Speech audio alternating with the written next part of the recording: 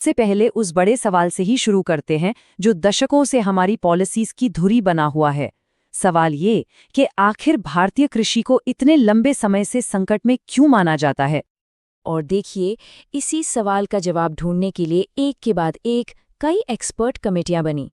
हर committee ने बदलाव का एक पूरा खाका, एक रोड मैप तैयार किया। और सच तो ये है कि आज भी खेती पर होने वाली ज्यादातर बहस इन्हीं रिपोर्टों के इर्द गिर्द घूमती है।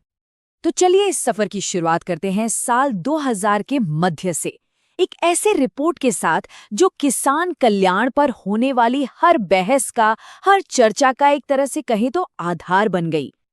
अच्छा, आप कमेटी की सबसे मशहूर सिफारिश पर जाएं, उससे पहले एक बहुत जरूरी कॉन्सेप्ट को समझना होगा। ये है C2 लागत। अब ये C2 लागत है क्या? देखिए, आसान शब्दों में कहें तो ये खेती में लगने वाला A to Z खर्चा है।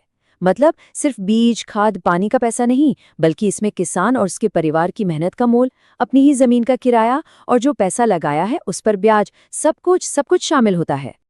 और बस इसी C2 लागत के आधार पर स्वामीनाथन कमेटी ने अपना वो मशहूर फॉर्मूला दिया जिसकी चर्चा आज तक होती है। फॉर्मूला बहुत सीधा था। MSP यानी मिनिमम सपोर्ट प्राइस किसान की कुल लागत यानी C2 कॉस्ट से कम 50% ज्यादा होनी चाहिए। C2 + 50%, बस यही है स्वामीनाथन फॉर्मूला।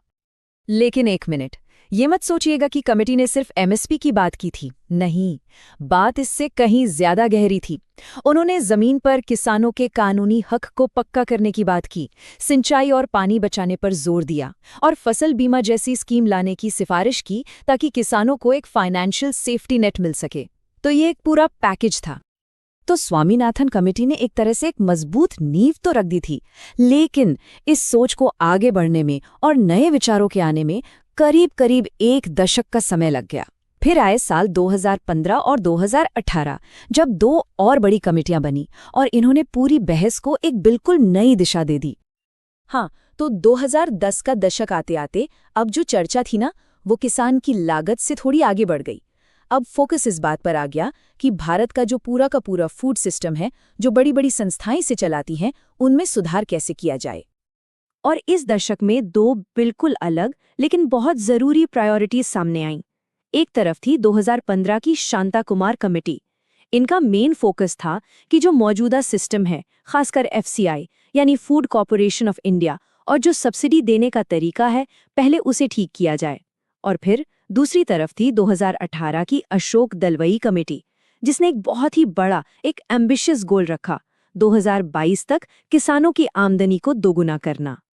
तो शांता कुमार कमेटी ने सब्सिडी सिस्टम को सुधारने के लिए 3 बड़े स्टेप्स सुझाए। पहला, ये कि सरकार जो अनलिमिटेड अनाज खरीदती है उस पर कुछ लगाम लगाई जाए। दूसरा, लोगों को अनाज देने के बजाय क्यों ना सीधे उनके बैंक अकाउंट में सब्सिडी का पैसा ट्रांसफर कर दिया जाए, जिसे हम DBT कहते हैं। और तीसरा, अनाज को स्टोर करने और मैनेज करने के काम में प्राइवेट सेक्टर को भी शामिल किया जाए। अब दलवई कमेटी का नजरिया देखिए, वो इससे कहीं ज्यादा बड़ा था। उनका कहना था कि सिर्फ फसल उगाने से किसान की आय दोगुनी नहीं होगी, हमें खेती में लेटेस्ट टेक्नोलॉजी लानी होगी, फूड प्रोसेसिंग पर ध्यान देना होगा, मार्केट रिफॉर्म्स करने होंगे। और इतना ही नहीं, खेती के साथ साथ पशुपालन और मछली पालन जैसे एलाइड सेक्टर्स को भी बढ़ावा देना होगा। मतलब एक ओवरऑल इकोनॉमिक विजन। चलिए अब बात करते हैं सबसे हालिया सोच की। एक ऐसा आइडिया जिसका मकसद है राज्यों के बीच की दीवारों को तोड़कर पूरे देश के लिए एक सिंगल एग्रीकल्चर मार्केट बनाना।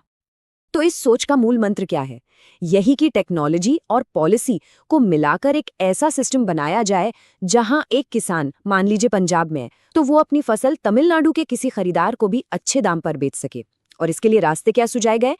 ई-नाम जैसे ऑनलाइन प्लेटफॉर्म को और मजबूत बनाना, राज्यों के जो मंडी कानून है यानी APMC एक्ट, उनमें सुधार करना और बिचौलियों की भूमिका को कम करना।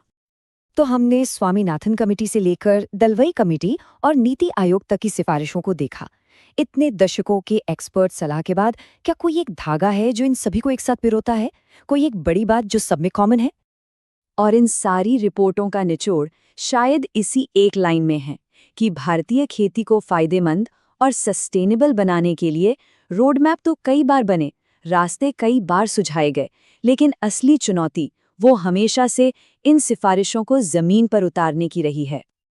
और यही बात हमें एक बहुत बड़े सवाल पे लाकर खड़ा कर देती है कि अगर समाधान सालों से पता है तो फिर वो बुनियादी चुनौतियां आज भी जस की तस क्यों खड़ी है।